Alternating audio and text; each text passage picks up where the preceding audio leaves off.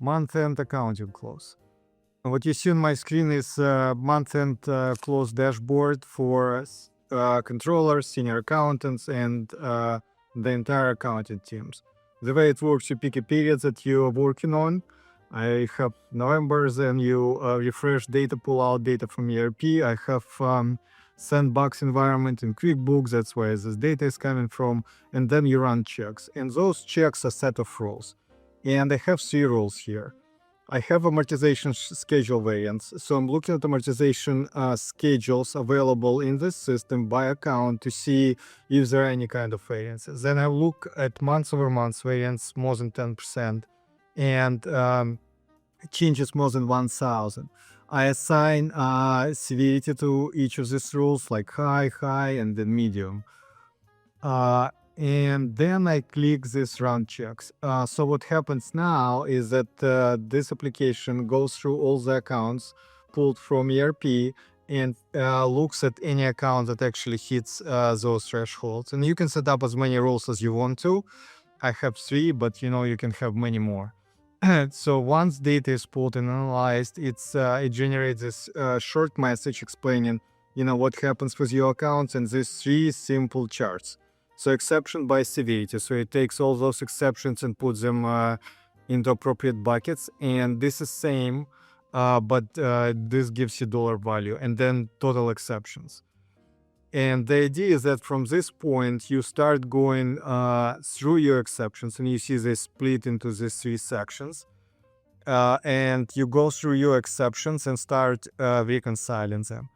And so you look, when you expand your exception, you see what it means, why it was selected, recommended actions, and these recommended actions can be linked to your training manuals, your policies, procedures, and so on. At this point, if you can resolve this issue, you can just provide a note, or you can assign it to someone on your team, and then they will get the same view. And they will work on resolving this issue, and they can take actions as needed. And for this exception rule based on amortization schedule, you can see current month's activity, target from amortization schedule, and then again same idea, actions, you can assign it, and then people close it. The assignment as a controller or senior accountant, you have access to this admin screen where you can actually assign access to people, and you can give them access to to some tabs in this application or all of them.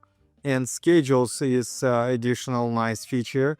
This is where you store your schedules, and you can add as many schedules you need. You can have all schedule in a single place, and schedules are pretty simple. You have all these fields, you complete, you add, make any additions, any changes, and then you have your amortization schedule. Again, this is all sandbox, but with your real data, you can just populate it appropriately, and then when things change, you can add more. It stores dates, it stores review, approval, so it's it has audit trail, and these schedules, along with any kind of targets, budgets, forecasts, can be pulled into your dashboard, so you can run your exception rules against your targets, your budgets, your forecast, your amortization schedule, or you can just pick rules that are important for you, and you can have as many rules as you want.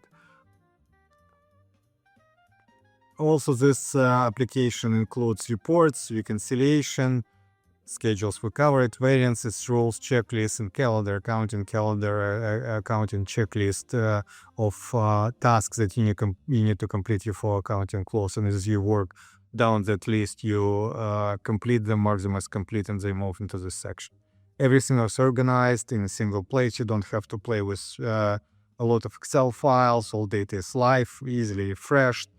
And if things change, you pull them, again, match them against rules dynamically, and you can give access to your entire accounting team so everyone works in the same environment. This application is really easy to develop, change, adjust, based on your changing business needs, and it gives you one place to go to run your accounting close.